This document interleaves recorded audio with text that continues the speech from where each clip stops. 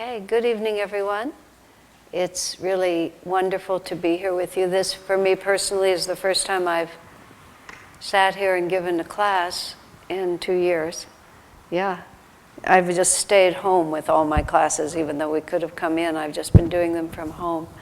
I've done Sunday service, so it's not that I've not been in here, but it's very odd when time passes and I used to just be here once or twice a week, just sitting here with all of you, and then it just went away. I don't know, I guess that's what death is probably like too. It just goes away. And then you sort of have, when you come back, there's this vague familiarity, like somehow I know this, but I'm not quite exactly sure why I know this and how I know this. Brenda, would you be kind enough to shut that door? It's a little chilly. Thank you. Okay, why don't we start with a prayer, and then we'll go into our evening. Heavenly Father, Divine Mother, friend, beloved God, Jesus Christ, Babaji Krishna, Lahiri Mahashaya, Swami Sri Yukteswar, beloved Master, Paramhansa Yogananda, saints of all religions, dear friend Swami Kriyananda, humbly we bow to you all. Help us to feel your living presence, the presence of Christ and all the Masters, so that we will know that we are not alone in this world. When we feel alone, it is only because we have closed our hearts. Help us to open our hearts courageously and completely, that we may always be guided by your living presence. Om, peace. Amen.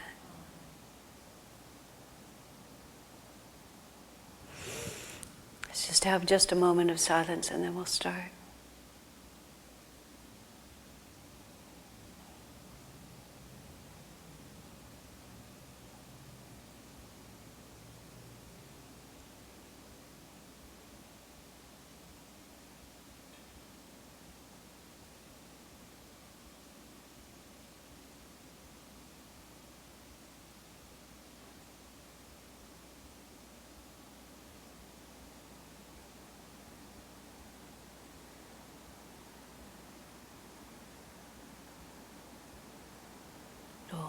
Peace.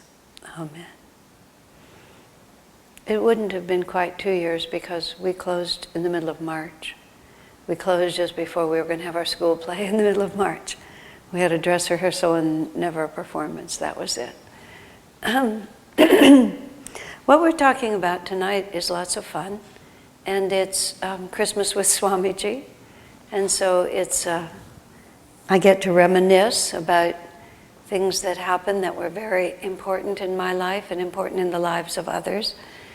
And also to just try to bring us more deeply than that into an understanding of what he did and, more importantly, why he did it. All the writing, especially the book Light Bearer that I did about Swami, I always tried to speak to the principles behind what he did, so that his mere physical absence or the passage of generational time even will not separate us from what really matters. And Christmas was always something really extraordinary within the community when Swamiji was there. My experience of Christmas with him would have been from 1971 to 1986. That would have been the last one, because on Master's birthday of 87, I moved from Ananda village to here, and then at the end of the 90s, Swami moved to Europe. In the early 2000s, he moved to India. And so he was here, there, and everywhere. And I was always here. So at Christmas time, Christmas time is a working holiday for clergy. It's not a vacation holiday. So we were always here and had to take what Swamiji had given us.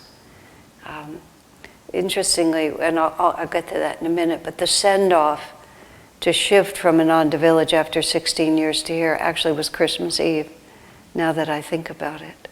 But I'll come back to that in a moment. Christmas had basically a line in the sand. Atmajyoti, I put the angels out. I didn't know if you'd intended it or not, but I saw the empty columns and then there they were. Okay, I thought either... I didn't get to it yet, so that's good. That's what I figured, is you just didn't get to it yet. For those of you who are watching online, Atmajyoti walked in and started eyeing a change I'd made to the altar. So I felt obligated to explain myself, to justify myself. I know you well enough. I looked at it, I thought, she forgot, or she was just done in, and she just went home without. So, let me think, going back to it. Swamiji, I don't want to use the word that Swami was sentimental, because that wouldn't be the accurate word, but he enjoyed the things he had enjoyed as a child. And I think Christmas was one of the things he really enjoyed as a child. And but the other side of it is, and I had to laugh at this myself, someone remarked about me, oh, Asha just loves Christmas. And I do actually really like it a lot. But it's also my responsibility to love Christmas, because if one is in a position of leadership in a spiritual organization, you have to be enthusiastic about the things that are needed to help everybody come into the right state of mind. So when I think back about Swamiji, I think of how I knew him when I first met him, and then how I began to understand him as years went by. And especially as I moved into a position of leadership that I didn't have before, and I began to recognize in myself things I'd seen in him that I suddenly understood in a different way. So Swamiji's life with us was to just teach us how to be good devotees. And he was teaching us how to be good devotees in a path that hadn't existed before, because all of our history has been Kali Yuga history. And now we're moving into Dwapara Yuga, and Master came as an avatar to bring a new and a special dispensation. He came to restore the original teachings of Jesus and the original teachings of Krishna, and to show us that they were the same. He wanted to show us how in Dwapara Yuga spiritual and material do not have to be kept so rigidly separated.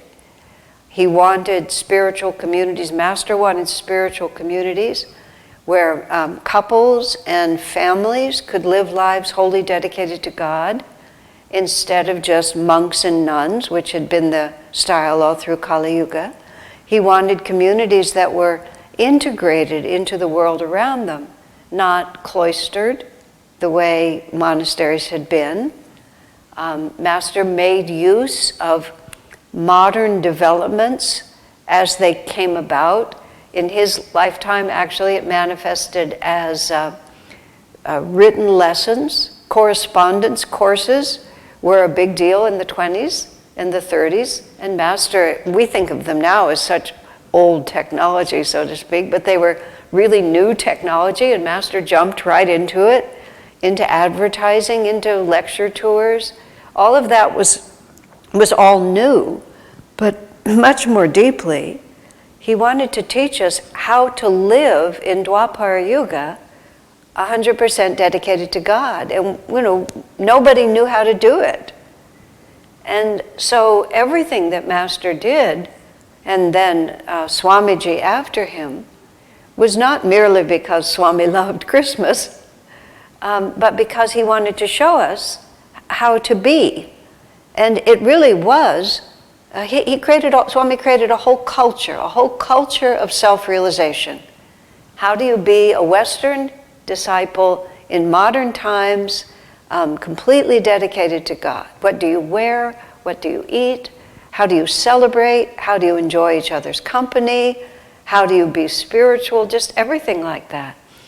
And, of course, Master wanted us to have a new relationship with Jesus that wasn't based on all the church-oriented realities. And I was starting to say there was sort of a line in the sand with Ananda's understanding of Jesus. And that was before Swami wrote the oratorio and after he wrote the oratorio. It's quite fitting that Swami's communication would happen through music. But he wrote the oratorio, I think the first year that we had it, he finished it in 1984, I think. Yes, I'm pretty sure that's when it was. He started writing it at the end of 83 and finished it in 84. So we didn't really have it till 1984 Christmas. And that was, the only way I could think to say it was our vibration for Jesus.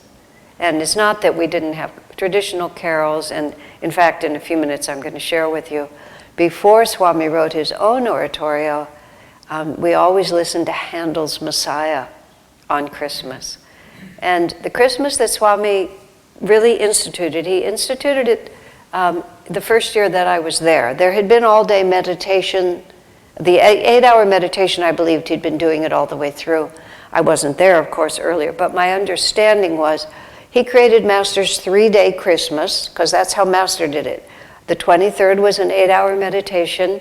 Christmas Eve was a social event. Christmas Day was a social event. Master first did it in 2 days. The 8-hour meditation was Christmas Eve, and then Christmas Day there was a banquet.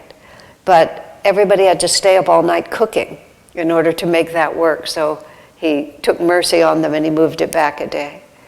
And when I was there in 1971 and I was running the kitchen, and food being a big part of these things, Swami decided that we would go full story with it. And the 8-hour meditation was already in place, because that was usually there. But then on Christmas Eve, Swami wanted to have a big party. And big party, there were like 35 or 50 people was the whole community. And we had this, what we called the common dome, which was the dining room there.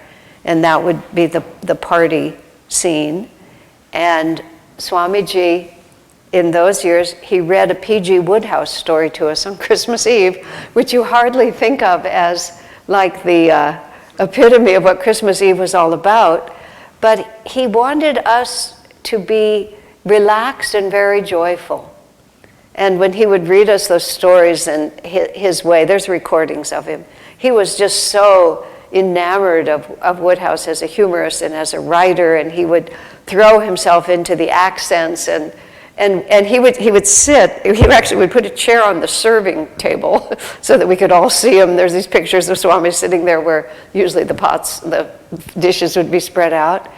And he would just read us this P.G. Wodehouse story, and we just learned to be at ease with each other and to relax and to know that it was okay. We'd spent the day before in this very serious meditation, and Swamiji had, in the afternoon, he would play this series of songs. Again, he hadn't written that much music at that point. So he had pieces from operas, he had other classical pieces. The melody that became the Divine Mother song is a tenor and bass duet from a French opera, and he used to play that. Songs of the Auvergne, is that what it's called, somewhere in France, these French folk songs he would play. He would play some Indian pieces. There was a tape that went around for a while that was called, Swami's Christmas music. And so we'd listen to all these different styles of music that Swami had collected from his experience, and that was our musical break during that. And then the next day was this party. And then on Christmas morning, we would all come into the temple and we would listen to the entirety of Handel's Messiah. So that's like, I'm not sure how long it is, a couple of hours long. But Christmas morning was always early in the morning. We'd gather in the temple and then listen to that whole piece. So for me, and we did that for many years, maybe all the years, almost all the years that I was there. So every time I would hear Handel's Messiah, it would just it takes me right back. We're going to listen to about 10 minutes of it in just a moment. And then that year, Swami decided we should have an Indian banquet for lunch, which he had to teach me how to make, because I didn't know anything at all about Indian food at all. And he taught me to make rasagullas, which, you make the paneer and then you boil it in sugar syrup, and then you cut it open and then you put little crystallized sugar in there, and then you put a couple of cardamom seeds in there, and then you put it back together, and then you put a little rose water in it. It was so exotic. I mean, nowadays everybody knows these things, but in 1971 nobody knew any of it. And I don't remember what else he taught me, but he had to teach me how to make everything because I didn't know how to cook at all. He wanted an Indian banquet, because Master always had an Indian banquet. And after the Messiah, probably before lunch, yes, it would have been before lunch, we would exchange presents. And so there would be 50 or 70 people, maybe 100 people in there, and we'd just have this this was in our temple, this incredibly chaotic scene of people running around, giving each other presents and ripping off, and Swami would have this heap of presents around him. Everybody would bring their gifts to him, and it was just a family. It was just exactly like a family, and there was no formality, no inhibition, and everyone would watch Swami open his presents, and there would be lots of joke presents and things like that would happen. And finally that just got completely out of hand. There were just so many people and so much. And Swami said, he just began to feel embarrassed because there were just so many gifts lavished on him. He just couldn't just sit there and just have all that abundance. So we gradually changed it. But the first couple of years, that's exactly how we did it. And that first Christmas, I wrote this whole book, this whole story up in Swami Kriyananda as we've known him. I was a health food fanatic. I was not merely healthy, I was a fanatic. So Swami gives me what is known as Swami's eggnog recipe, which he freely admits he copied off a bulletin board from the Safeway, but he gets all this credit for it.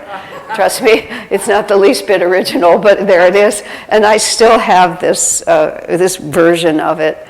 And so he wanted me to make this for that event, and it involved Eagle brand sweetened condensed milk. And I never used anything in a package, anything in a can. I never used white sugar. And to my mind now, I say this, and I say this very lovingly to everyone who's 20 or 30. You couldn't possibly be as dumb as I was. It's just not possible. So there's hope for us all. That's all I can say.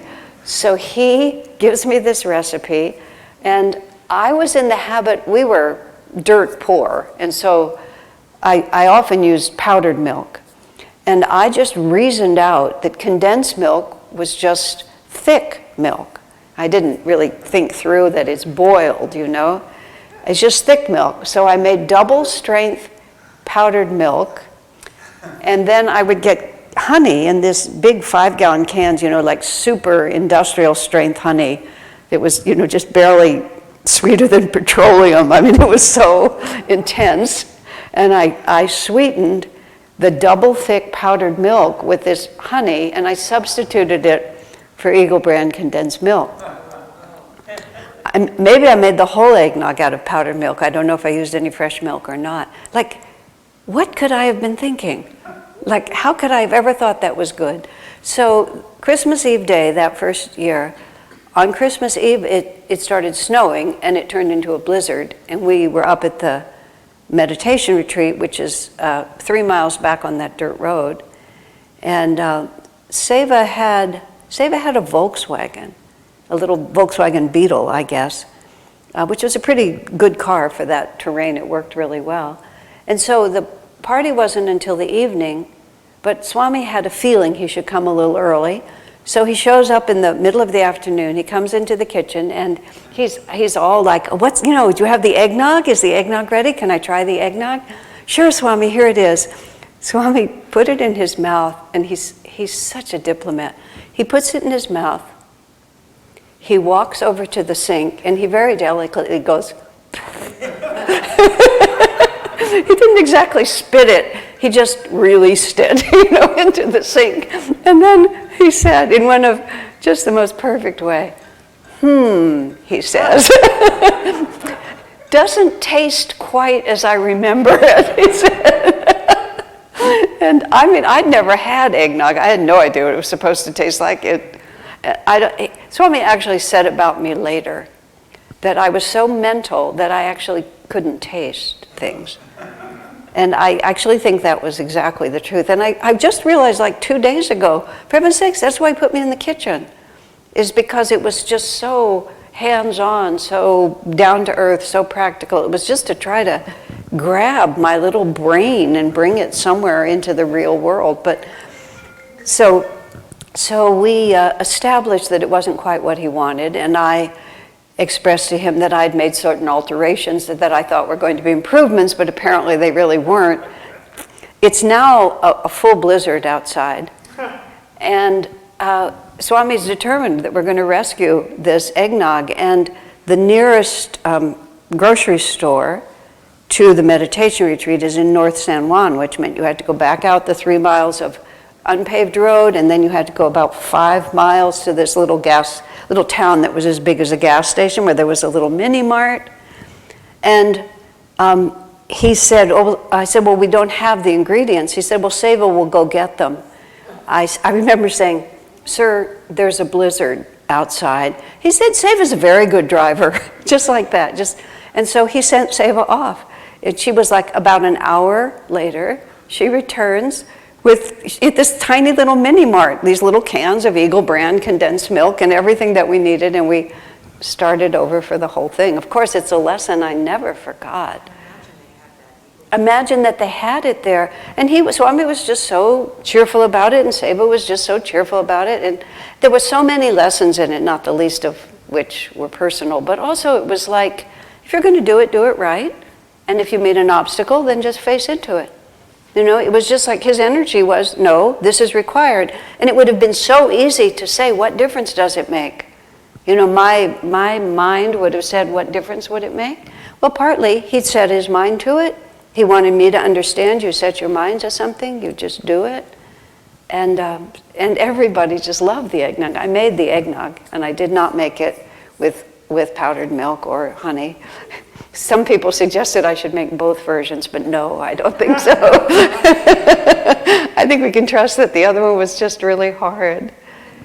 And we had a really lovely, lovely night.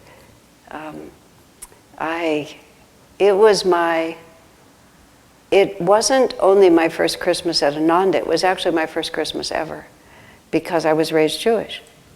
And of course, Christmas touches us, but it's, I think it was just the first time. I mean, of course, I'd been at Ananda Village by that point since the 1st of June. So it was December 24th by then. And I'd had many wonderful experiences, but nothing quite like that Christmas Eve. Just the common dome, as we called it, it was probably about the area from where the chairs are to here. I don't know how to describe it. It wasn't that big. And we did not have any electricity except with a generator, but we didn't use the generator unless we needed to. So the lighting were these propane little bulb lights. So there were just, a few of them. So the lighting in the room there were like pools of light with lots of shadows. So it was a very misty kind of feeling to it. And Kalyani, who lived there at that time, who was classically trained both as a singer and a pianist and was very talented. And we didn't have a piano, but we had a harmonium, and this harmonium was on a stand and it had foot pedals. Harmoniums were actually created, believe it or not, by English missionaries who, they called them field organs. They wanted to go out into the, the wilds of the world and convert people to Christianity, and they wanted to have something that sounded like their hymns. So they took them to India, and then Indians immediately saw what the benefit of these were.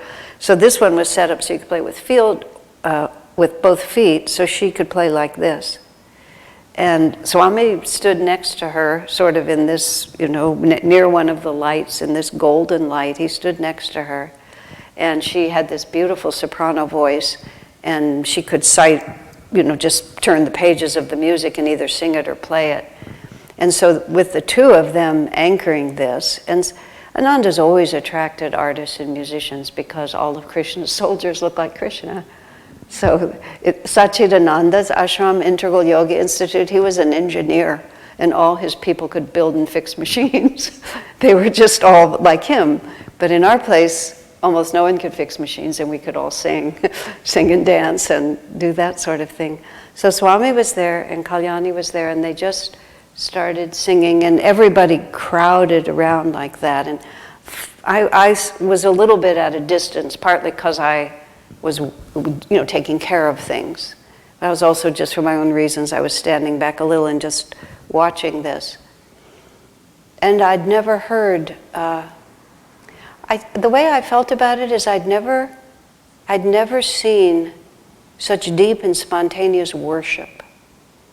Just like it was like it taught me what it is to worship, and that it's just a natural expression of who we are. It's not like something that you get organized and everybody goes to the church and here's the written response. It's not that Ananda was anything like that, but the context of that was a party in which, we'd had refreshments and all of these things like that. Swami had been reading us P.G. Wodehouse. The other part of it that was so striking to me was how easily Swami just went from one thing to another. He's in the kitchen teaching me how to make eggnog. He's sitting on the dais there reading P.G. Wodehouse, and we're just laughing so hard we can hardly, just hardly stay in our chairs because he is so funny. And then, let's sing Christmas carols. And all of a sudden, we're in Hiranyaloka with choirs of angels, just one after another, these songs just rolling out of his heart. And Swami, of course, and Kalyani both, they just were so at ease singing. There wasn't the slightest sense of, we have to do it right, or people this, Swami could just open his mouth and give music, and Kalyani was just the same. And so it was like the music was just what would you say? Well, I listened. It was like the music was already there and they opened the window to it. And I just, that very first Christmas, I learned where I was and why I was there. And I really, and I'll tell you just an odd part of this, and I will add this in here. After that first Christmas, it was an issue because most of us were quite young. We were still in our 20s mostly. And our parents expected us to go home for Christmas. I was so glad I was Jewish because there was no expectation. But there was a lot of the people had to make this decision. And Swamiji told us, I think he even told us that first year, he certainly told us the second year, don't go to your parents for Christmas. It's too sacred a holiday. It's a spiritual opportunity that should not be squandered in worldly environments. Go home for Thanksgiving or go for New Year's, or go right after, but don't leave during Christmas, which was, it was a really hard thing for people. So after that first Christmas, for years afterwards, I would tell people, even if they disown you, really doesn't make any difference. Let them disown you. Just be there. I mean, this, of course, with Swami, just participating completely as casually as we are here. And then I was actually goodness, it would have been that much later. I feel like I was already here, which would have been 15 years later, but I feel like this realization came sooner. I was going through a very tumultuous period of time that Christmas. And the reason I was at a distance is because I was huddled over here being miserable when everybody else was having such a good time. But I didn't remember any of that. I mean, literally, I remembered that Christmas Eve as being just limitlessly happy. And oddly, just years later, I remembered, actually, no, I was very emotionally upset in a very negative way that night. But it disappeared. And that was when I realized, oh my gosh, the personality and the soul are really two different things, aren't they? And that experience, although it didn't catch up with me for a few years, gave me an entirely different attitude toward the things that we all take so seriously, which is how do I feel right now about myself and everyone else, because the soul is operating on a completely different level. And the soul doesn't really care if it's making you a little uncomfortable, if it's moving you where you're trying to go. And my soul was ecstatic. You know, this was my first Christmas ever. I had found my spiritual home. You know, my childhood fear and my adolescent fears was that I would never find a meaningful life.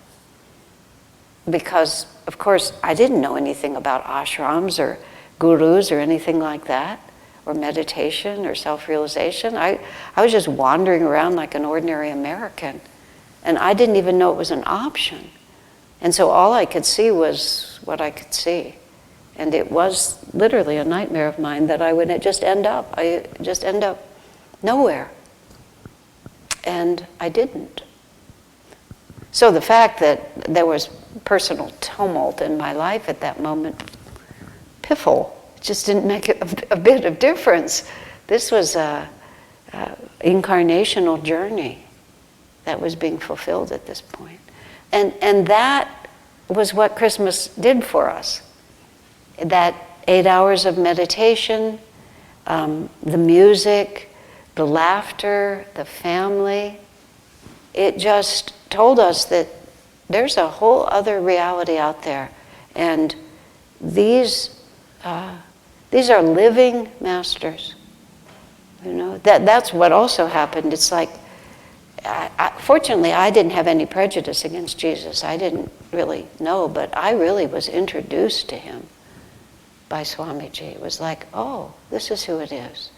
Because it didn't, even though I studied self-realization for a few years before I met Swami, I never thought about Jesus. Why would I? Because it was Master's unique contribution to bring all of that back together. So, that was much more than I intended to say before I do what we're about to do, which is in 2 hours or more of Messiah music, I managed to pull out about 11 minutes. And so I thought we would just listen to it, and we can all pretend, if you like, that you're back in that isolated temple all those decades ago, and that Swami Kriyananda is sitting right next to us, which I think he is, just with his eyes closed, just listening to this extraordinary piece of music.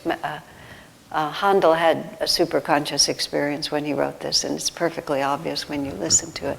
I had the hardest time choosing. I just kept adding and subtracting, and then listening to a few more pieces and then going back. I think it's inherent in the music, but it's also extraordinarily evocative. So why don't we listen to this, and then I'll go on and talk about a few more things.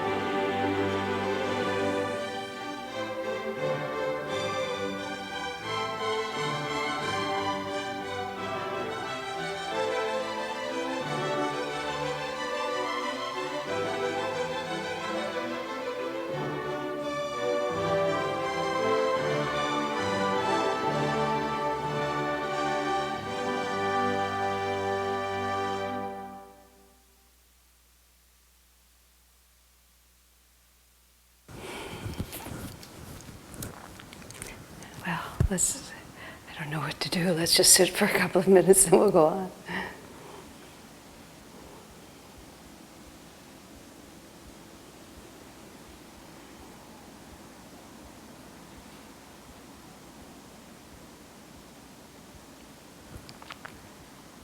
You hear that, and it's a full oratorio.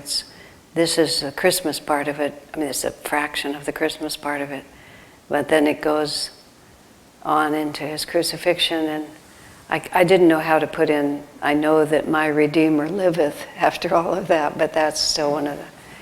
But it's interesting because this oratorio, which is what it means, Life of Christ in music, was what Swami would offer us every Christmas, and then he wrote his own. And then all of a sudden it was just like, even though this is extremely stirring and beautiful in countless ways, the whole feeling and the whole power of it is entirely different. And it's not something that a community could sing together, or because you have to be skilled and you have to have so much more and all of that. And Swamiji always wrote his music for the community to sing. He didn't just write it to be heard, he wrote it so that we could sing it. And so the oratorio that he wrote, which was obviously so much less, I don't know what the word is, less outward, much more inward, but beautiful, but just entirely different, because when Swami went to Israel and went to all those places, he felt the inspiration in a very different way. But this had been his what he would present to us. Swami used to listen to classical music a great deal of the time. He used to listen to music while he would write. So you would often come in, he was very well educated musically, and you would often be hearing classical music in his house. And sometimes in the evenings we would listen to classical pieces just as relaxation. He had there was a wonderful cellist, Jacqueline Dupree, whose story was quite dramatic because she developed MS. But he had an album of hers and a couple of pieces he particularly loved. And sometimes in the evening after supper, he would just have us play that. I'm remembering a humorous story which I can switch to. He liked this one particular piece a great deal, but he didn't like the piece that came after it. So we were listening, and it was a record player, just like this, and so it was one groove, and then it was going to be the next. And just as the piece he liked finished, he didn't want to have that mood broken by the next one. He said, "Asha, would you stop that?" And I got up, and I was halfway to the record player, and then this horrible feeling came through me. Did you mean the record? I just thought he was just giving me a global instruction to change my consciousness. At that point, yes, Asha, of course I meant the record. I went like this. This is like your whole life flashes before your eyes, and you just sort of, it became a long-standing joke after that when I explained to him the horror that had come over me. But when Swami, now I'm skipping around, but when it got to the point where we could sing ourselves an oratorio, and Swami he went to Israel in 1984 just with Rosanna, who was the woman he married the year after, and Rosanna was deeply devoted to Jesus and had never been to the Holy Land. So for her it was an extraordinary, she was a very, very, she's still living, very, very bhakti, just full of love. And Swami went with her, the two of them went on that trip. And Swami had been to Israel once before for one day, but he hadn't really done this. And partly because of her overwhelming devotion to it, he was also drawn into it, but he was just drawn into it. And after he came back, he hadn't come to America yet, he'd come to Sorrento where Rosanna lived. And he woke up one morning with a melody for, I think it was the Holy Sepulchre was the one that came first, if I'm not mistaken. And all of a sudden, the vibration of the experience of the place to him was expressing itself in music, in a melody. And then he thought, well, if I have that one, maybe there's others. And without getting out of bed, he had a little tape recorder, and he would whistle or sing the melody as he heard it into the tape recorder so he could keep it. And he said, I wonder if I can have others. And before he got out of bed that morning, he had 21 melodies that became the oratorio just by, he would put himself back to wherever he was, King David's tomb, the Sea of Galilee, wherever it might be, all those different places, the Church of the Dormition, which is the Mother of Wisdom song. And it just, his vibration, the spiritual vibration would translate into melody. Swami always said that language is, music is an exact language. And that's why he always was so particular. If you just switched one note, he would come to you and tell you you had to get it right. He wasn't casual. And he said, I'm sorry to be so strict, but he said, this is how I heard it. If he had just written it, there would be room for interpretation, but he always said, this is how I heard it. And this is how you say David's tomb. This is how you say the Holy Sepulchre from the point of view of how he felt it. And so he had all those, and then he just started writing it. At the time, Rosanna was involved with a charismatic Catholic group in Italy, and there was this union forming, not just them personally, but between our two entities. This is Christmas. This is all about Christmas. And our theology was very different. But he thought if we could all love Jesus together in the same way, then the theological differences wouldn't matter. So he was inspired to do the oratorio anyway, but he was there was a tremendous incentive in the hope that he could, through that group, sort of infiltrate the traditional churches with something of Master's vibration, because through music, it's not theology, it's just music. And he could help them to understand it in a different way. Listening to, I picked two of the really big pieces. Not every piece is really big like that. But hearing that and then remembering how we sing, and the sort of, the melodies are different. And you can really feel what that is. And so so having just sort of said all this about Christmas, I'll just skip to this part. When he wrote the oratorio, and he finished it in January, February of '84, so it was happening through that Christmas. Yeah, it was happening through that Christmas because his house, I was living then in the little, what is the guest house of Crystal Hermitage? It had just been built, and they were remodeling his house downstairs, and he came back from Italy, and he was really working on the oratorio just like this, and his house was full of workmen.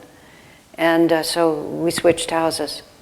And in between, the downstairs place, his place, the pipes burst and it flooded, and all the furniture was stacked up in the corners, and there were workmen in there. And I discovered that the heater there never worked. Swami lived there for 12 years, and the wood stove was not installed properly, and we were going to build him his new apartment anyway, but my little sojourn in his apartment really made it. I said, sir, how have you done that? And he just accepted it. But he was over in the guest house there, and Karen Levin was his housekeeper at that time.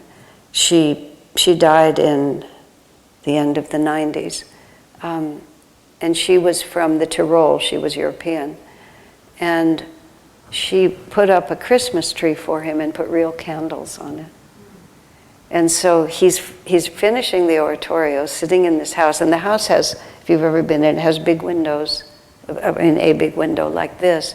So at nighttime, the Christmas tree would reflect how a window with the dark night behind it, because it was just a canyon there. So she would light those candles in this little Christmas tree, and then it would reflect off of the wall, so there would be like a dozen Christmas trees in there. And he just worked day and night. He had no sense of time. When he would just be too exhausted, he would call somebody to come over and just have a little social time. But just day and night, he just worked on it, just trying to get it through. And then he would hand the music to the choir. You must have been there at that time. And he would give it to the singers and have them sing it, and he would, listen to see. And sometimes he would change something, but usually he didn't. Usually by the time he gave it to the choir. And so he would be hearing it in his mind, and then they would gather at Crystal Hermitage, and because the upstairs was okay, and then they would sing it for him, and then he'd go back and work on it again. And I tell this story in Lightbearer, but he would just call you whenever he felt like phoning. He didn't really think it was late or early, although we tended to stay up late, and he knew that.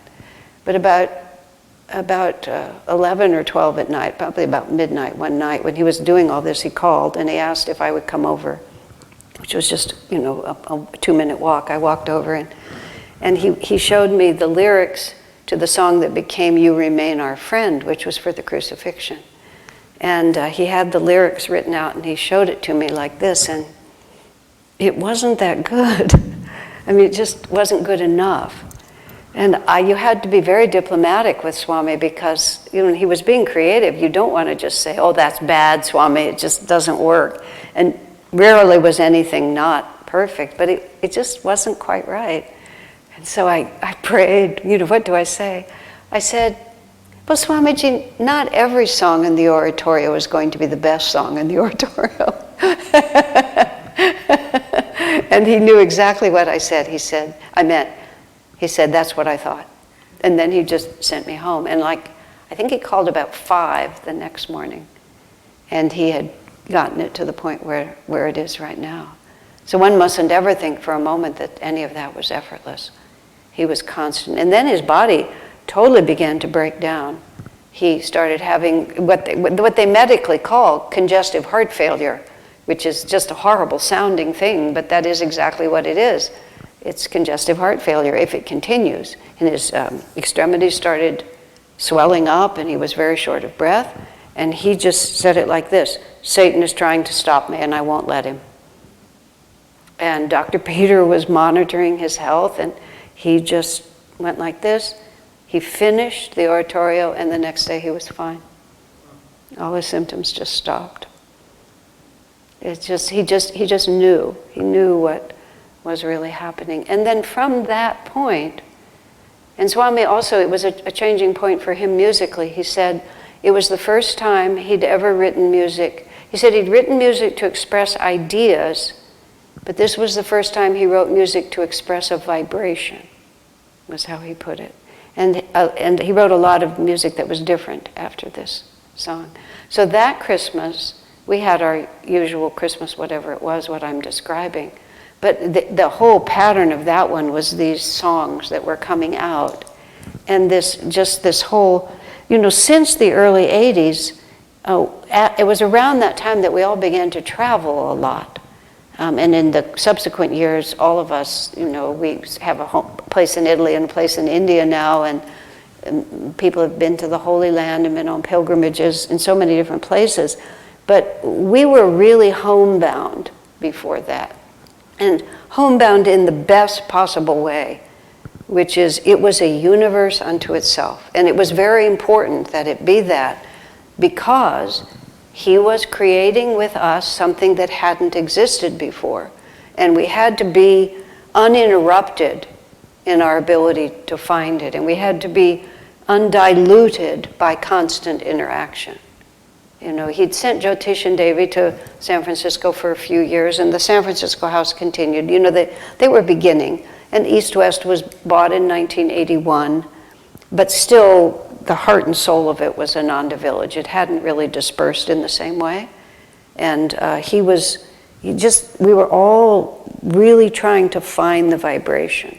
When I think of it now, I've never thought of it this way, but when I was writing Lightbearer, especially the first round of seclusion, I drove literally 1,000 miles up to Ananda and Kirtani's little cabin up by Canada in the state of Washington. And I was in the house itself, the nearest neighbor was 2 miles away. You could see across the valley. There was nothing there, just nothing. And there was no internet, there was nothing, no phone. And because I needed to be able to feel what that book was supposed to be. And I just had to have I needed to have a blank slate. I couldn't handle any interruption like that. And that's what we were doing that first 10, 12, even 15 years at Ananda Village. We just needed to be able to hear and feel what this lifestyle was supposed to be.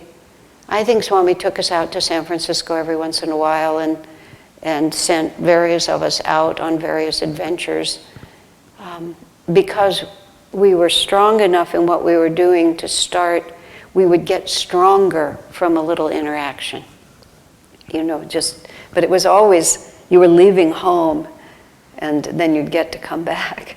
The average lifespan of a colony leader, a center leader, was 18 months. You did 12 months of good work, and then you spent 6 months trying to persuade Swami that you could come home. And then you did. It didn't change until Ananta Maria and us when we came here. But so when he was doing that, when I think back just on that Christmas, and it was also, when we had the oratorio was about the only period of time where we just spontaneously burst into song. Which he's always wanted us to just be so free that we can, but we just would spontaneously burst into song because we knew Swami loved to hear the songs. He was always confirming them, like every time he would hear it, it would be like, yes, that's just what it felt like. So there was this spirit of Jesus carried literally from Jerusalem through Swamiji, which was an experience none of us had yet had. After that, Swami himself took a group, and they sang the oratorio all through the Holy Land. But at that point, it was through him, and to an extent through Rosanna, that the music came out like that.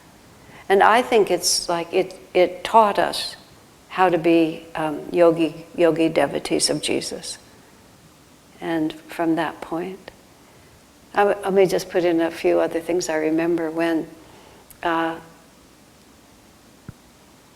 Let's see. The monastery was very big and sort of a very much more of a focus through the 70s. And Swamiji wanted on Christmas Eve morning, he would have the monks and nuns over for breakfast, and so we would spend the morning with him and then the evening with the whole community. And so there were 30 or so at that point, and I was the one who would cook for him. And somehow in all of that, the Christmas breakfast became blintzes. I don't know why. Somehow I just thought of that. So we'd make all these crepes and wrap them around the sweet cream thing. And one year, for reasons I can't figure out, I've been trying to figure out how this happened. Everything was very simple, and it was very cold. And there was no refrigerator big enough to keep all this stuff overnight. So we put it into Shraddha von Tobel, not the Shraddha that's living now. This was another woman. We put all the breakfast in her little Volkswagen and locked it up and closed it all up against the animals. And for some reason, the circumstances I can't conjure, we lost the key. And for reasons I also can't remember, I don't know where Shraddha was, why we couldn't ask her. So we broke the window, which Shraddha never forgave me. But I told her that there was just no choice. We just had to do it. So we broke the window and took the blintzes down. And then we just have this wonderful informal time with Swamiji. Yeah, that was really fun. Hot chocolate, and nobody had diabetes or cholesterol at that point. We might have created it, but we didn't have it at that point. Everything was just so rich and lavish. But this would be sort of the feeling. After the monastery fell apart, dissolved, transformed, Swami would still have those Christmas breakfasts. And he would invite, I think we stopped making blintzes or other people started cooking, I don't exactly recall, but he would have a group of people over on Christmas morning, and that also became just part of the family spirit. And then several things started happening. After the monasteries broke up, all of a sudden we started having children. And the families became more in tune with what we were doing with Ananda. Before that point, the family energy was not in tune with what Swami was doing, so we didn't try to combine them. Oh, I know what I was starting to say. The Christmas Eve parties began to get more and more complicated, and for somehow or another, the monks, maybe it was because the nuns made the breakfast, the monks started doing skits on Christmas Eve of varying quality. Is the only thing I could say. Lots of enthusiasm, but varying degrees of artistry. And I don't know if it was for Christmas or if it was for another occasion, but a lot of the people at Ananda had a sort of either a rock and roll background, and it was rock and roll band, rock and roll background and so on. So Haridas, Agni, and I don't know who the others were, they made a little rock and roll band, and they called it Hari Om and the Tot-Sots. And I rode back to Ayodhya in the car with Swami Kalyani and Agni. And that one, even though it was really irreverent, was really good. They did it really, really well. So all the way back in the car, Kalyani is excoriating Agni for just the blasphemous nature. How dare he, Hari Om and the Tot-Sots. I mean, really. And most of us, the others in the car, were just silent. Seva must have been there too. So all the way there like that. And we finally get to Swami's house. And Swami lets, the three women were going into the house with Swami because we often would sort of be the last ones to leave him. So we went into the house. I was outside. The two girls went in the house. Kalyani got in. I'm outside with Swami. Agni's still there. Swami turns to Agni and says, "I thought it was very funny." Then he just walks in, which was also vintage Kriyananda. It's like he wasn't going to fight with Kalyani in front of all of us, but he also didn't want Agni to think that he actually agreed with her. So he just kind of moved it in such a way. He was always conscious. I mean, anybody else would have told Kalyani to be quiet or, just something, and just created different difficulties. Swami was always aware of everybody's needs in a situation like that. Just another thing similar to that. Agni was a very good singer. He had just a certain, I don't know how to say it exactly. He had a very charismatic voice, but it wasn't operatic, it wasn't trained, but it was very charismatic. And we were sitting, this is not to do with Christmas, but this is how sensitive Swami was. And we were sitting in apartment 108, actually, over there around the big table. Sometimes when Swami would come, there'd be 12 or more people at this table. And Swami said to Agni that he thought he should make an album of the Shakespeare songs because Agni's voice was more suitable for the Shakespeare songs than Swami's was. And then everybody started thinking about the bawdy lyrics and, oh, mistress mine, come and kiss me sweet and 20, and, that sort of thing. And everyone at the table mostly started teasing Agni. And Swami was just silent, and he sort of let it run. And then after it was done, he said, "Agni, I think your voice would be very suitable for the Shakespeare songs." But it was just like, and if you were paying any attention, you could feel how inappropriate we had been. And because, people put up with things like that kind of teasing, but they don't necessarily enjoy it. And Swami he always knew. He always knew who you really were and what you really needed. And you had to watch and you had to pay attention to really understand it, but it was extraordinary. It was an extraordinary lesson. And you see, that's what he would bring. So you're sitting there listening to the Messiah with him, and he's brought his consciousness. We're sitting there having blintzes for breakfast, and because he always lived it. He never took a holiday from his consciousness. And he didn't enjoy low energy. He didn't enjoy coarse energy. He didn't enjoy unkindness. He just didn't. Once he was explaining something to me and he made a statement, and so I told them so and so. Then he corrected himself. He said, but phrased like that, it sounds accusatory.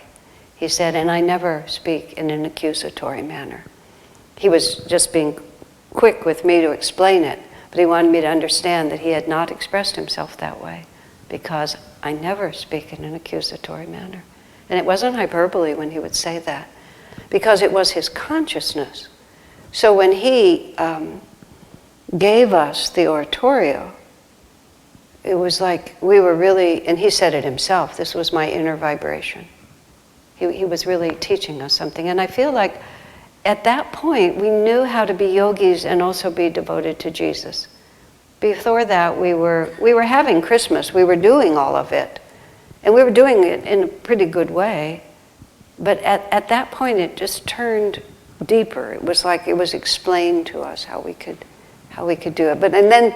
So then the Christmas things, the Christmas Eve started getting a little raucous. and I'm not quite sure how we got it back from the monks. It wasn't that it wasn't funny, but we all began to feel that we pushed it a little too far, and we needed to pull it back a little bit to something that was more centered. Eventually what happened at Ananda village is they basically turned Christmas Eve over to the families, to the children, and they started having an early evening service, and sort of everything that had been part of that Christmas Eve, it just gradually went away. But I was gone by then, so I'm not even really qualified to say. I'm just looking at it from the edge. So when we were here and had to make a decision, we tried to keep Christmas, because it became a dispute. Can the children come to the Christmas Eve service? But if the children come to the Christmas Eve, then it turns into a children's party. And so here we decided Christmas Eve is for adults, Christmas Day is for children. Because these were the problems that had been set up. And then what got added to Christmas Eve was we actually had a barn and we had animals. We had a manger, like a real manger. So somewhere early on, someone had the wonderful idea that we would have a living creche. And I don't know whether they always, when we were doing that here for a while, whichever couple in the community had most recently had a baby, they got to be Joseph and Mary and Jesus. But not all babies were equally interested in being Jesus. And after one Jesus spent the entire time under mother's shawl nursing, we decided that there might be a better solution than that. And of course, there were a couple of the ones that just cried continuously, thinking the whole thing was a horrid experience. But sometimes I think at the barn, so it came to the point where we would have that party. Swami would entertain us. We would drink eggnog. We would do the Christmas carols. Then we'd all pile, everything was still at the retreat. We'd all pile into our cars and we'd go back down all the way to the village, to the farm, and walk literally into a literal stable. Then we'd sing more Christmas carols. So I have these pictures in my mind too of just walking next to Swami, because I was almost always in his car. I was always in his car. We would, just standing there. And again, there you are, there's the baby Jesus. But there's another, just last part that occurred to me was, let's see how to say it. It was so gratifying for Swamiji to watch us actually become real devotees. And it wasn't gratifying in the sense of I did it, not like that. But he watched us become in tune. And oftentimes I would sort of, as I think back on it, that's one of the things I won't say he was a proud Papa, because that would require ego, which he didn't have, but he was a delighted Papa. We'd come all the way down to the barn, and he had nothing to do with it. And people had just worked so hard to make this so beautiful and thought it through as the best way that they could. And there he's standing there just with all of this and seeing this extraordinary energy that Master had put through him, When I came to live here, which was now, if you can believe it, in 1 year it'll be 36 years. Master's birthday, 2023, is 36 years. Unbelievable. And at that point, as I said earlier, the average lifespan of a colony leader was 18 months.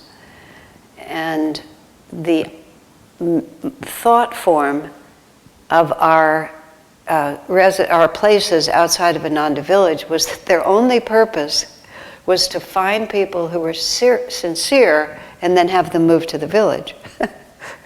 Which meant that you could never actually get anything going, because anytime anybody had any potential, it was essentially expected that you would persuade them to leave your center and then go up to the village. This seemed to us like an impractical concept, because how would we ever have anything if we didn't really, if it weren't possible to get in tune by not living at the village. If the only place that you could get in tune with Master was the village, then we were in trouble. So the project, and the timing of it was interesting. I mean, Jyotish and Devi did many great souls who made their life at Ananda, have made their life at Ananda, came through the San Francisco house when Jyotish and Devi were running it. And Dhyana and Ram ran it afterwards, and Biraj actually had a stint there, Parvati and Pranaba. So all that did good work, very good work. I don't mean to say that. But the idea that we could really establish another reality that would endure, now it seems self-evident, but it wasn't at that point. It was, is it possible? And that was the question, on our side too, which is like, is it possible? And we just started doing everything that we could think of to recreate everything that was possible. And I was starting to say, in 1986, Swamiji was in Assisi and he took a seclusion in November. We went to India for the first time, went on a pilgrimage trip to India, and on the way home, went to Italy. That was a pattern that we developed. We go to India and then we go to Italy and just freeze in the Italian winter, especially at the beginning because the houses had no heat. We come from warm India to freezing Italy. He had been in seclusion, and he came out of seclusion. They had just moved from Lake Como down to Assisi, and they were in this old church called San Fortunato. And we arrived from India, the group arrived from Lake Como, and Swami came out of seclusion, all like this, like virtually on the same day. And he'd written the Festival of Light. And nobody knew he was going to do it, and uncharacteristically, he didn't tell anybody while he was doing it. Usually Swami kept everyone informed. He didn't tell anyone, he just shows up. He has this ritual. And there was this little stone chapel in that church. It's not the place we are now. They were renting this other place. He calls us into this little stone room. He hands Lakshman Simpson, not the Lakshman you know now, but the Lakshman who was a tremendous musician. He hands him the songs that he's written. And Swami reads the first festival, the first time. I believe I have a recording of it. And we all just were there. It was the most out of time, out of place experience perhaps I've ever had.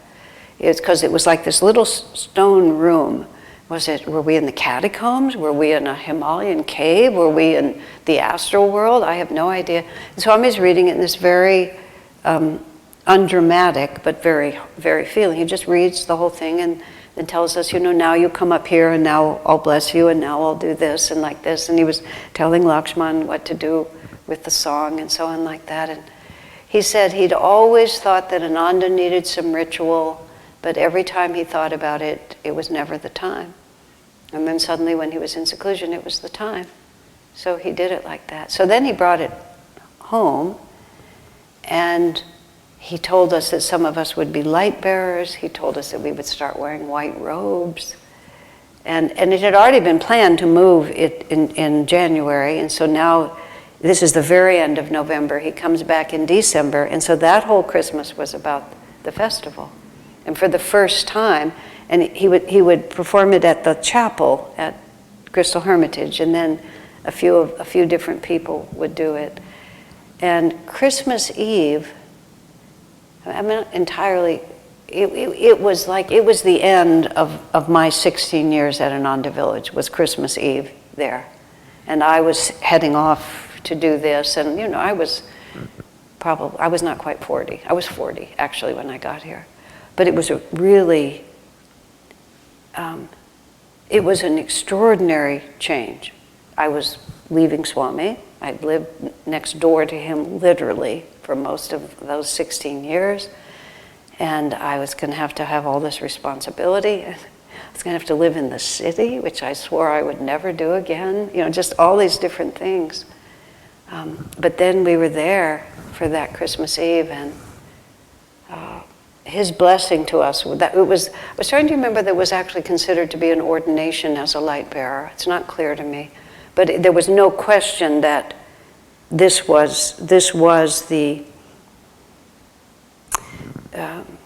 transfer of spiritual energy, was being there and having him bless us, because we were on our way to do something else for Master. And I remember feeling suddenly, I think the actual word is confident. I just of course we can do this. There was just the energy was so powerful. And it was, the other part of it was so clear. Just don't overcomplicate this. Thinking about where you're going to live and what you're going to do and how people are going to work and how, just like all the things that I was saying, how on earth are we going to make this work? Don't overcomplicate this. Just love God. And I swore, that what Swami was giving to us, we would give to others. And that was the only, and that became the job definition.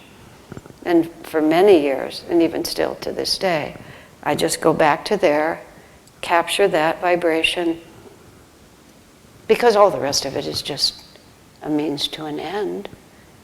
This place wouldn't mean anything if it didn't have that vibration.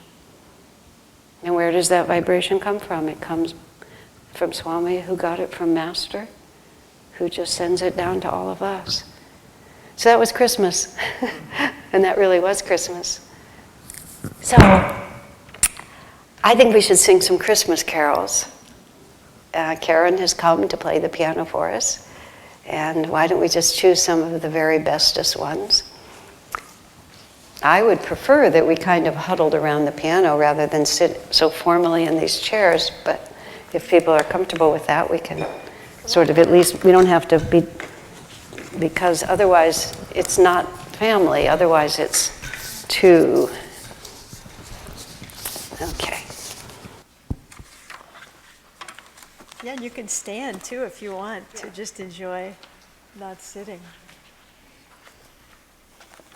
We're all still afraid of each other, but you can get as close as you would get in any other Yeah, and so Asha, I have this list. You want to choose what you'd like to start with? I gave Karen a list of the ones I thought Swami liked the most, which are the most obvious classical. Yeah. Well, so why don't we start with "O Come, All Ye Faithful"? Oh, come, all ye faithful. And we have eggnog, so you don't leave before you have eggnog. Do you want to do eggnog first? Do you want eggnog first? Listen, we should probably do eggnog first. No? Okay. What do you think? Oops. We're going to do eggnog first. Okay, not first.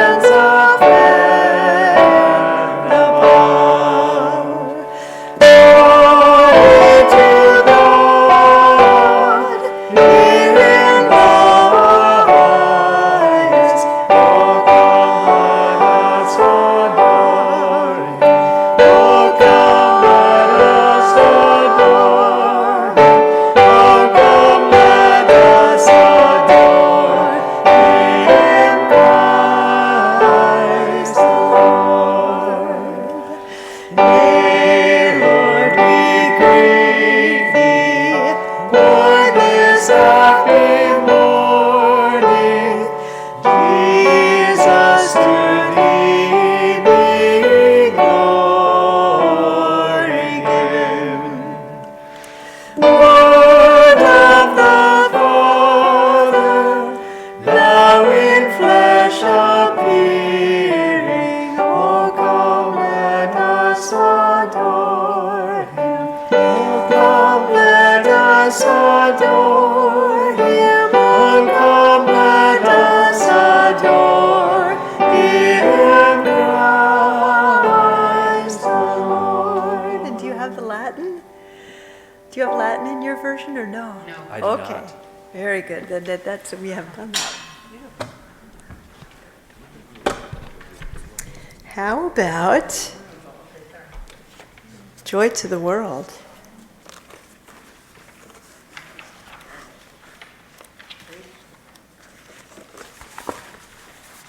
And I think your book is alphabetical, so it should be easy Page to 10. find.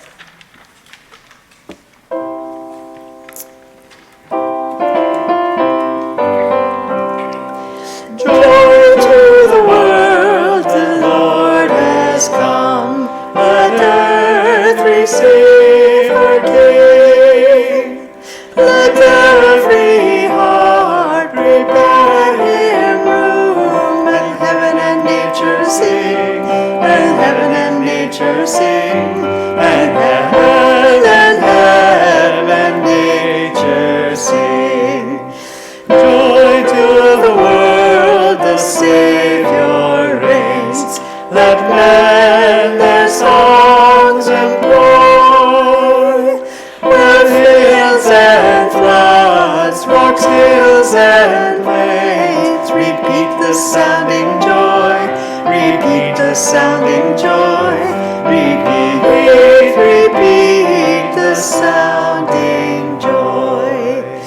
He rules the world with truth and grace, and makes the nations prove the glories of his righteousness, and wonders of his love, and wonders of his love, and wonders of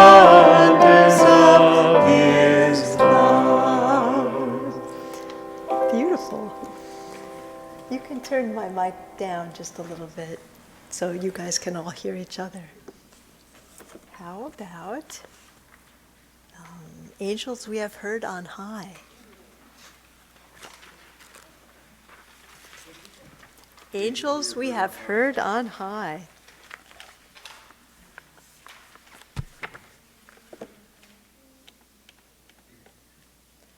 All right. Let's see.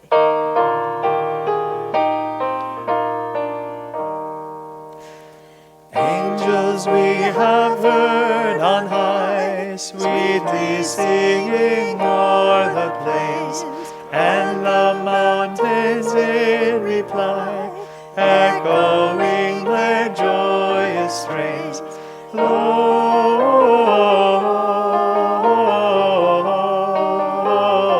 Gloria in excelsis Deo.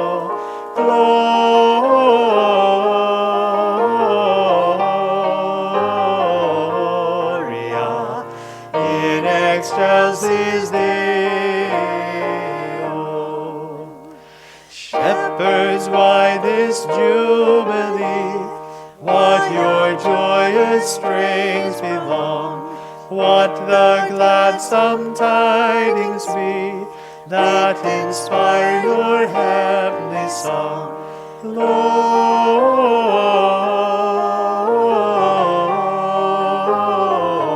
Gloria in excelsis Deo.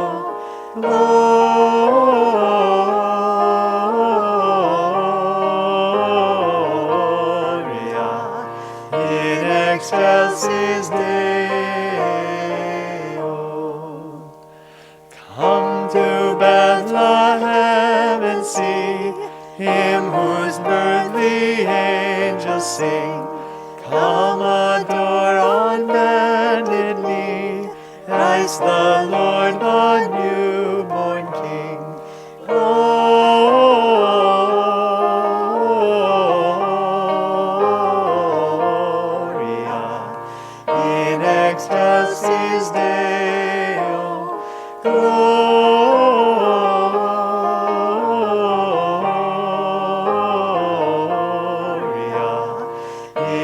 excelsis Deo.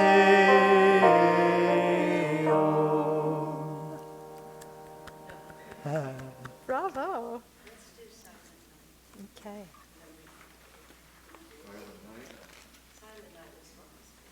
Oh.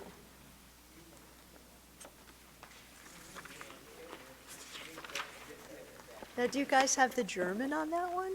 We do not. No. Okay. No, it's no fun singing German alone. That's right.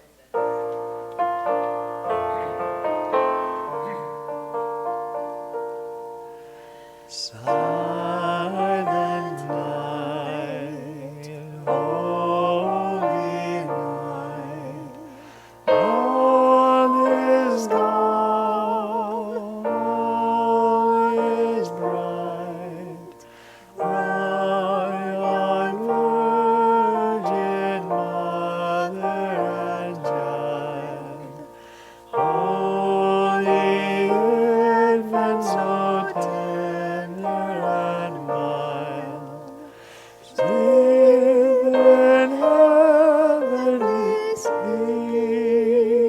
peace, sleep in heavenly peace. Silent night, holy night, shepherds quake at the sight, glories stream from heaven afar, heavenly hosts sing hallelujah. Christ the Savior is born. Christ the Savior is born.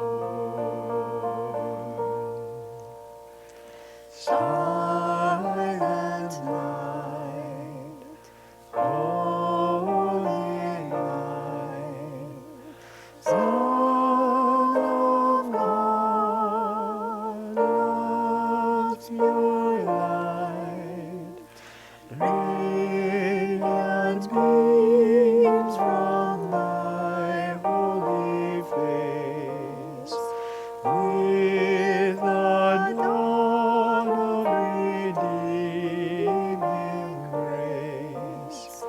Jesus, Lord, at thy birth. Jesus, Lord, at thy birth.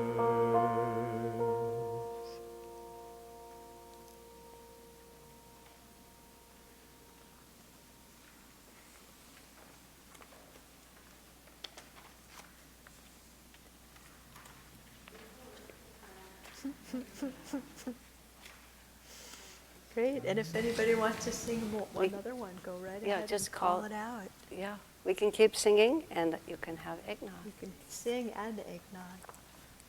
How about, what child is this? Ooh, that would.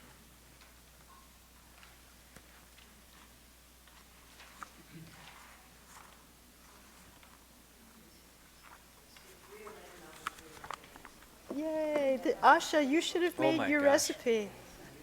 Your original. I wanted to compare the two. Oh, wow. For those watching online, this is really good.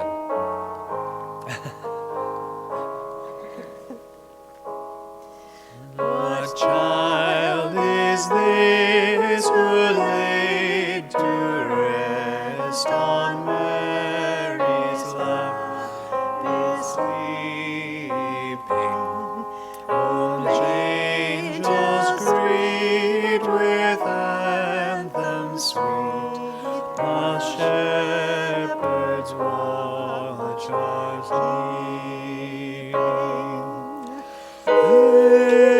This is Christ the King, whom shepherds love and angels sing.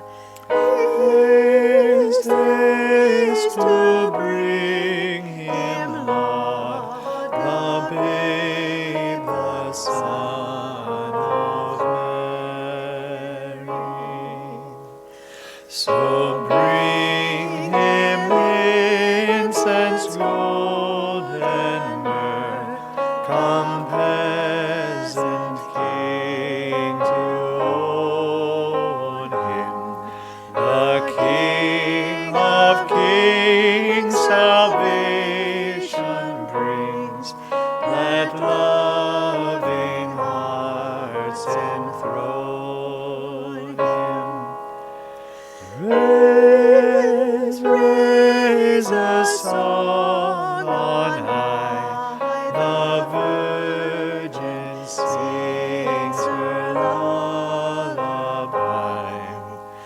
Joy, joy, for Christ is born, the babe, the Son of Mary.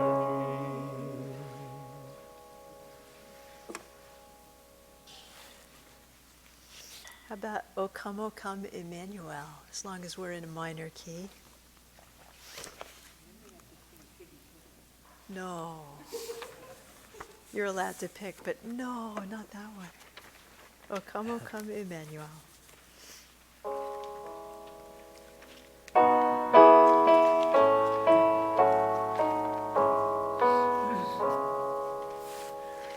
O come, Emmanuel, and ransom captive Israel, that mourns in lonely exile here, until the Son of God appear. Rejoice, rejoice, Emmanuel shall come to thee, O Israel. O come, thou spring, come and cheer our spirits by thine advent here. Disperse the gloomy clouds of night, and death's dark shadows put to flight. Rejoice, rejoice, Emmanuel shall come to thee, O Israel. O come, thou Key of David, come, and open wide our heavenly home. Make safe the way that leads to thee, and close the path of misery.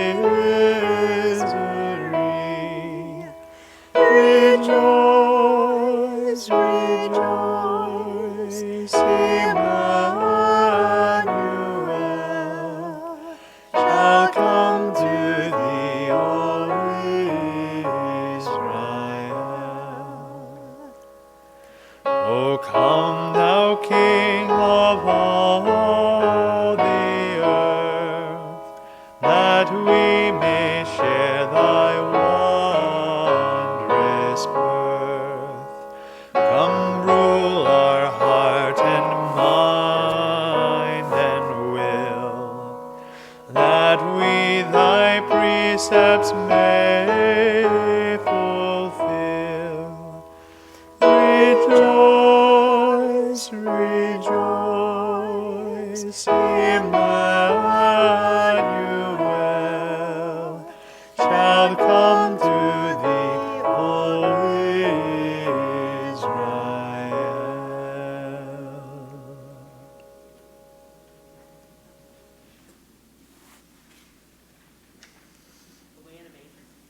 Okay, Away in a Manger. Which one? Let's do the one everybody knows. That would probably be The American or English? the American one, yeah. You just need to know the words. You'll get it. Yeah, I think there are three. Oh, the manger, no crib for a bed. The little Lord Jesus laid down his sweet head. The stars in the sky looked down where he lay. The is asleep on the hay. The cattle are lowing, the poor baby wakes, but little Lord Jesus no crying he makes. I love thee, Lord Jesus, look down from the sky, and stay by my cradle till morning is nigh. Be near me, Lord Jesus, I ask thee to stay close by me forever, and love me, I pray. Bless all the dear children in thy tender care, and take us to heaven to live with thee there.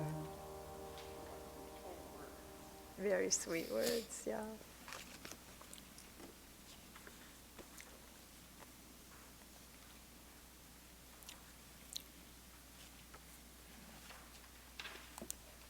How about Christmas mystery?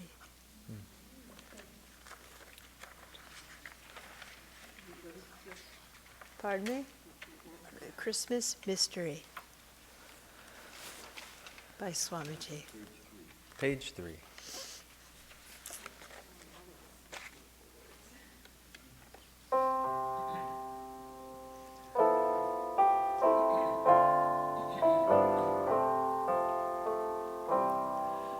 Long ago there was a little shed, there 3 mighty kings did bow their heads to a gentle babe of low degree, whom men call the Son of Mary.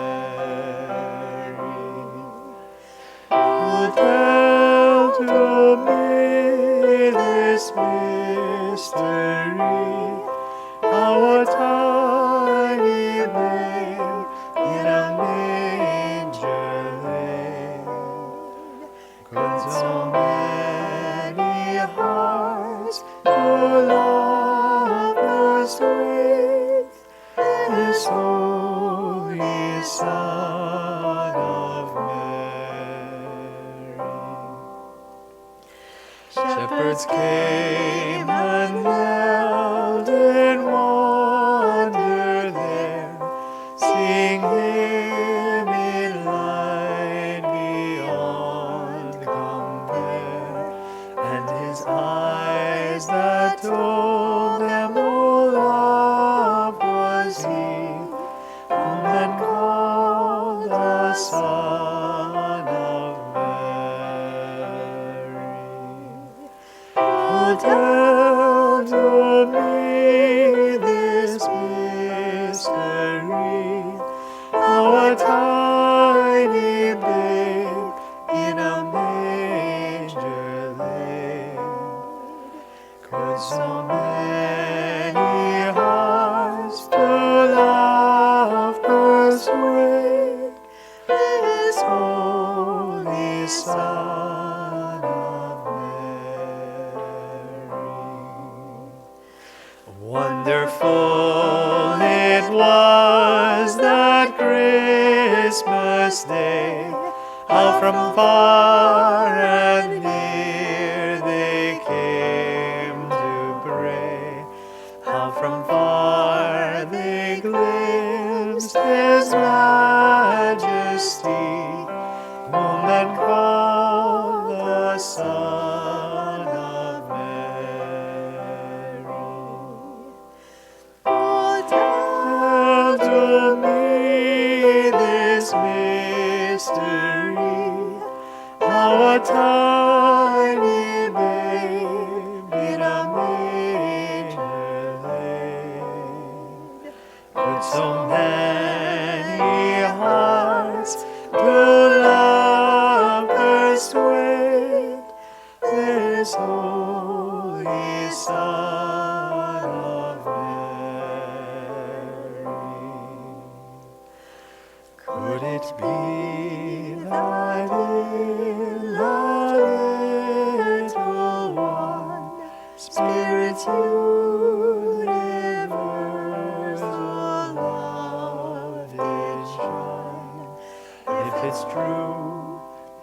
lives in you and me, whom men call the Son of Mary. Who tell to me this mystery, how a tiny babe in a manger laid. Could so many hearts do love persuade, this holy Son of Mary?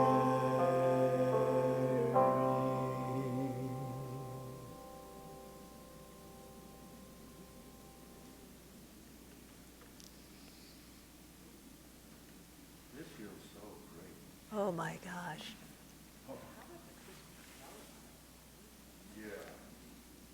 We could try and sing that, sure, why not? There are a lot of singers here. Christmas Lullaby. This one is, we sing it in choir sometimes, but you've probably heard it a little bit, so just jump in. Let's do it in the right key.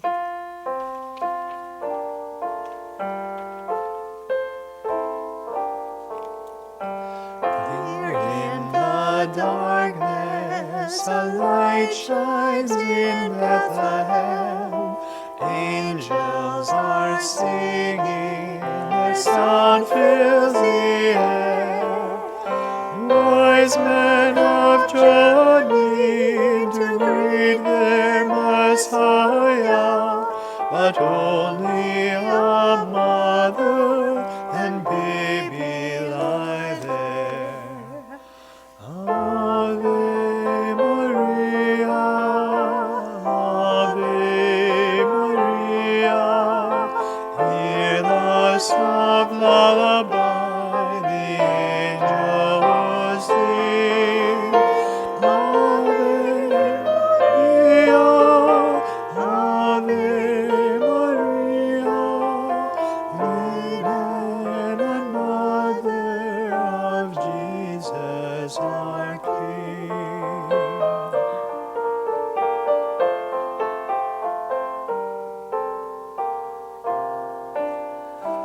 Where are his courtiers and who are his people?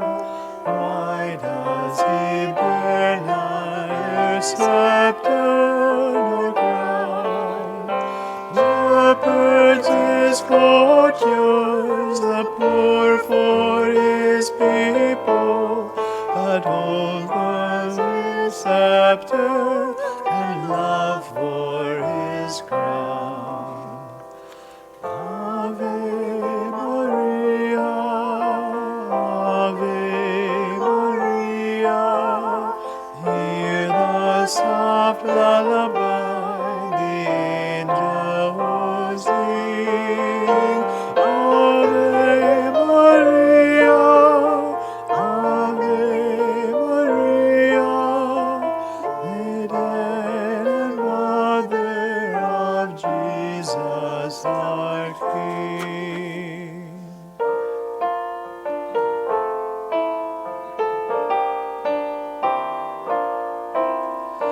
Although your treasures are not gold or incense, lay them before him with hearts full of love. Praise to the Christ child and praise to his mother, who bore us a Savior by grace from above. Ave Maria, Ave Maria, hear the soft lullaby the angel sings. Ave Maria, Ave Maria, Maiden and Mother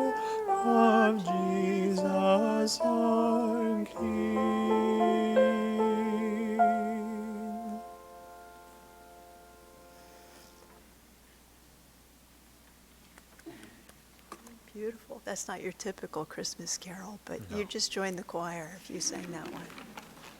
Very nice. Shall we do Christ Child's Asleep? That's one we don't get to sing very often together.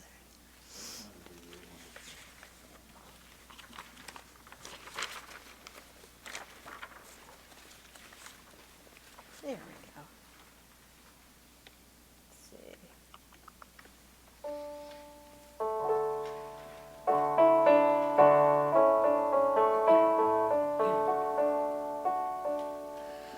The Christ child's asleep, the silence is so deep, that round about with hope in their eyes.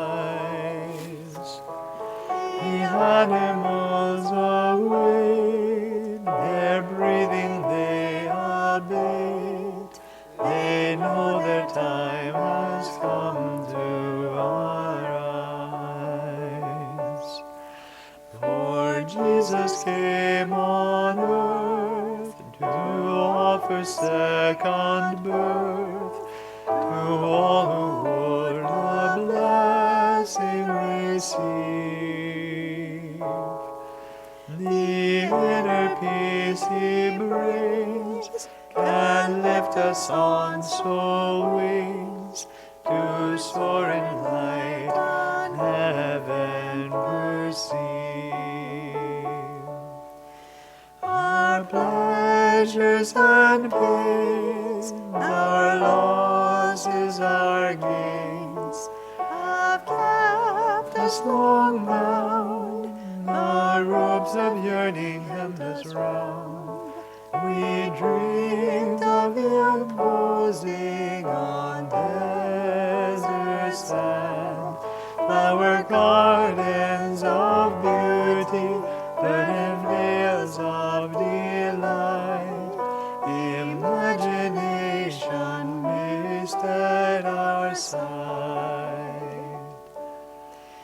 The freedom we would know, Christ offered long ago, and even from his slumber flows beams. All creatures here on earth are alive to their own worth, can welcome love and win their release. The Christ child's asleep, the silence is so deep, that round about with hope in their eyes. The animals await, their breathing they abate, they know their time has come to arise.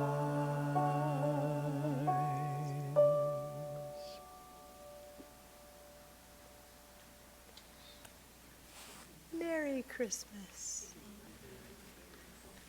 Everybody come to the garage on Sunday, we'll do the whole thing over. And more. And much more. Much more. Yeah.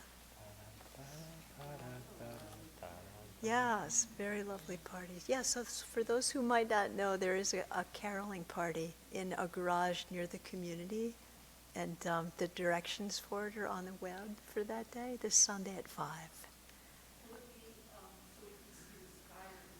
It'll be inside. We won't be on the top, because what's nice is you'll be protected from weather that way, and the acoustic is fantastic.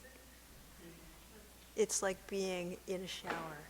In your shower singing. You are going to love it. You're going to sound like Pavarotti, everybody.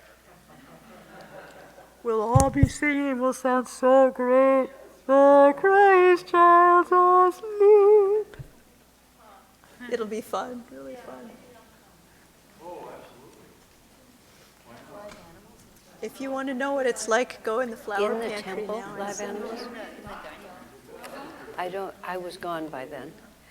But you know, at Easter, they used to put someone, they used to have a procession on a donkey. so that you might also be remembering that. I don't ever remember live animals in the buildings. Please help yourselves, my friends. Okay, I'll go ahead and take a big full one. Do you want? Oh, okay. Oh, no. You can take a smaller one if you like.